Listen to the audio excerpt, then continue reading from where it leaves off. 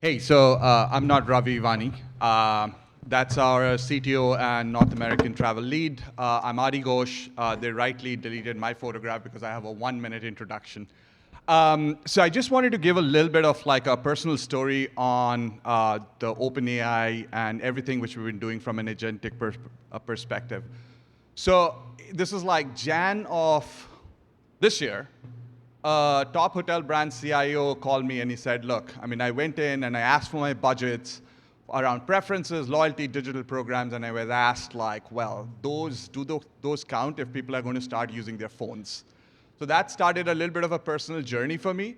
And what I've been doing is I've been putting a ton of my own information into my own phone. And my team warned me not to say this, but I'm going to do it anyway. I've named my ChatGPT instance Belinda. And yes, I do talk to her, and she's super smart, and it's been an amazing experience. So that's kind of my journey with Belinda, but I digress. What I'm going to do is I'm going to introduce Ravi Evani, our North American CTO and travel and hospitality lead, and we're going to talk a little bit about what was said in the previous session, which is laying the foundation for AI and how to approach that. Ravi. You want to do the podium or do you want? No. You want, okay. Yeah. Hi, everyone. All right, so what I'm going to tell you about in the next few minutes, it's actually inevitable. In fact, some of this is already happening today. So today, when you can probably read this really well, but today when a traveler goes into one of these AI answering engines, right, such as Perplexity, Gemini, ChatGPT, and so on, and let's just say they type in this thing, they'll say, you know, I want to visit Lisbon for the weekend. I'm bringing my toddler, so it needs to be toddler friendly. And I need EV charging, I need late checkout, and my budget is 250 euros a night. When they say something like this, guess what happens? The agent kicks in and it provides a pretty good set of options for them to pick from. And it not only does that, it also gives the reasoning behind why those options is what it shows. And it also gives verifiable claims behind those choices. So what this means is that the traveler no more has to go into Google, see the 10 blue links that come back, click on them, look at property pages, look at product detail pages, and so on and so forth to get what they need. And by the way, ChatGPT yesterday just introduced the instant commerce. So you see the results, you can click and you can buy through Stripe. So this is a microcosm of what is happening in the future. It's a world where AI agents sit between your guest and your brand. So if you're a brand or a distribution channel, and let's say you're not visible to AI agents or you're not able to be parsed by the AI agents, guess what's going to happen? You're not going to be showing up in results like this. And that's what we're going to talk about is in the course of the next few minutes in terms of how I'll share how travel and hospitality brands can continue to differentiate themselves in a world where agents sit between the brand and the guest. And we'll also talk about what are some of the capabilities that hospitality enterprises need to think about if they want to, I would say, ride this wave of agentic discovery, agentic engagement, and agentic commerce. So let's get started. Let's take a look as to how we can do this. So the first thing, like I just said, AI agents are quickly becoming the default travel planner. So you can also call them travel agents, no pun intended. And these AI travel agents, they don't rely on what humans rely on. Because humans, we rely on, storytelling, narratives, engaging videos, imagery. That's not what agents are looking for. What agents are looking for is they're looking for structured facts, fresh and precise data, and policy clarity. So your distribution channels, whether it's owned or third-party channels, they need to be presenting product information in a structured, consistent way. Think about it as digital twins of product information. Things like, rates and room types and availability and amenities and ancillaries and accessibility features and sustainability credentials. All of this need to be presented to the agents in a form that they can consume. And if they're not presented in that form, or if the agents cannot consume them, they're not going to be showing up in this list. So the question is this, though, right? How do you differentiate as a brand to a machine? Right? It's that's the challenge over here, right? What differentiating to a brand, differentiating as a brand to a machine is actually pretty unsexy compared to differentiating to a human, right? So for a human, it'll be images, videos, personalized content, and so on. But to a machine actually needs fields. So for example, I'll say I'm a family-friendly property, or this is a business travel-ready property. How do you represent that to an agent? You'll represent that with fields like this. You would say family-friendly means connecting rooms guaranteed is true, cribs available is true, kids menu hours is from 6 a.m. to 10 p.m., pool lifeguard on duty is true. So what the agent is going to do is, on one hand, it will look at the intent of the user, and on the other hand, it will look at the data that you provide, and it will marry them together, and it is going to decide whether or not where you rank in this list. So that is the way you will encode your differentiation as a brand for your products to agents. See how different it is from yesterday's world. You think about marketing, you were thinking about like imaginative copy and personalized content, all of that. Now, all of that stuff is still important because humans at the end of the day are going to be making the final choice. But until the point it gets to the human, in that shortlist, AI agents are going to be all over the place. And this is the new language you want to be thinking about, right? Now, you can actually do something better. So why leave it to this AI travel agent to decide which data fields to pick from your products? You could do that too. So one of the ways you could do it is that you can make what is called as intent catalogs.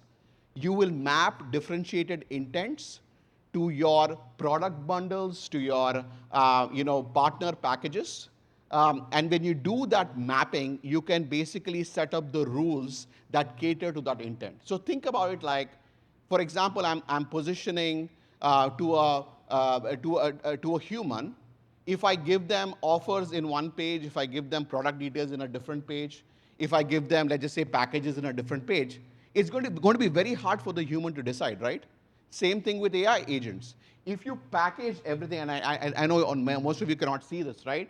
So things that are packaged could be things like, suite or connecting rooms is true, step-free access for older members of the family, close to attractions, city pass, metro credits, family dining voucher. All of this is packaged at an intent level. So think about it like intent-based personalization. And when you do intent-based personalization to agent, the agent can now much better map what it sees from the user, from the end user, to what your brand is providing. And that way you can better control and steer what the AI agent does. Now, one of the things over here, you might be looking at this and saying, this is just an engineering task, right? All you need to do is take some data fields and then map them and send this in this file to the agent. Far from it. Actually, doing the field mapping is actually the easy part. Like actually physically having these capabilities is the harder part. Think about the merchandising to intent. Think about the revenue management for the intent. Think about fulfillment in the physical world for the intent. So a whole slew of transformation behind the scenes needs to happen if you want to truly differentiate. The other thing is, you might be wondering, anybody could be sending this type of data back to the agent. So how will it differentiate the brand? Even now, the differentiation comes not just from this data, but also from the verifiability of this data. Now, because you're working with agents, agents can actually verify the information that you're sending. There's two types of verification, and what we call it as creating, trust tokens, a currency of trust tokens to the agent, because agents will have the memory. So, for example, you will say your check-in wait times are, let's say, 10 minutes tops.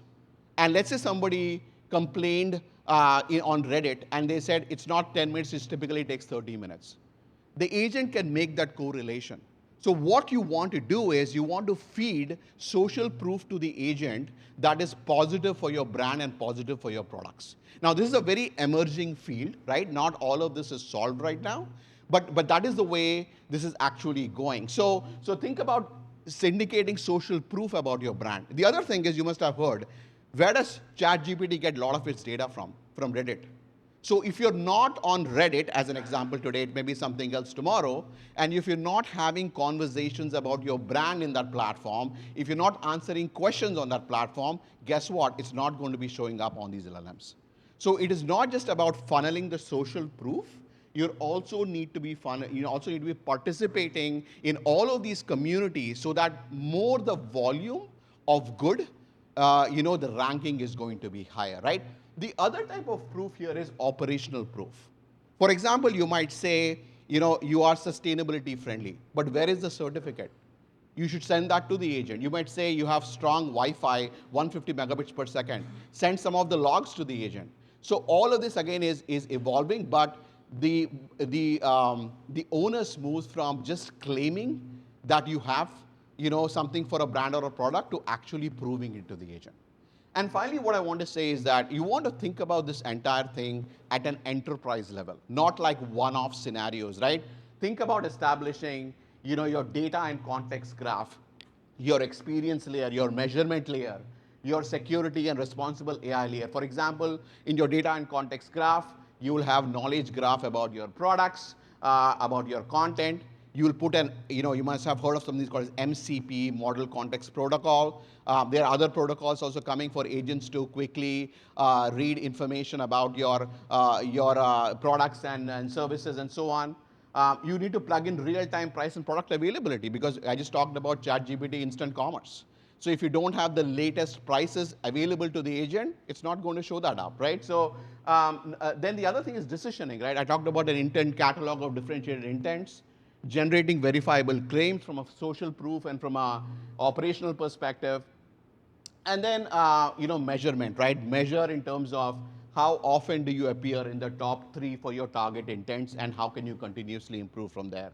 And finally, security and responsible AI. When you set up your partnerships, set up clean rooms so that you can share data in a way that is guarding privacy, and then collaborate with each other to amplify your brand signals. The more you amplify your partners, the more they amplify you, the volume of the conversation increases, which is now good for the LLMs to surface your content and surface your products, right? And of course, you're going to wrap it all under AI governance and guardrails. So if you do all of that, you're going to achieve the goal of making your differentiation legible to machines, verifiable to agents, and irresistible to humans. Thank you. Any questions? Anybody have a question for Ravi? We have a couple minutes. Any questions? Well, also, I know people are taking photos of the slides, but we'll make those available too. Here you go. Please. I wonder how AI integrate cultural differences. In hospitality, we have guests from from different parts of the world with different cultural background. So cultural background, social variable. So how AI will understand the customer cultural background and integrate into the system to meet their needs? Great question. And there's two solutions to this, right? One is, a lot of culture is described in language, and second is that when you want your AI to learn something, you have to build personas and prompts around it for. So you have to describe the culture of your guests. You have to give the history of, not personally, but about their culture, and make AI knowledgeable about that. And when you feed all of the information over time, it's going to start learning. Even now, you can just switch your personas to AI and say, I am an engineer, or I am a travel, business person. I am a finance person. Like, you can say all this, and AI is going to mimic that.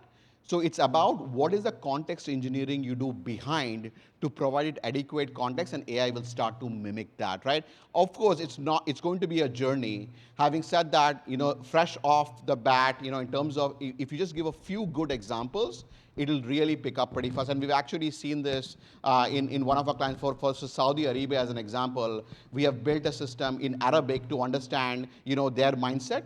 And that required a lot of engineering in terms of context and prompts. So we've done that for one of the government organizations there. So any other questions? I don't think so. I think they're playing us off. So thank you, Okay. Robbie. Appreciate it. Thank you.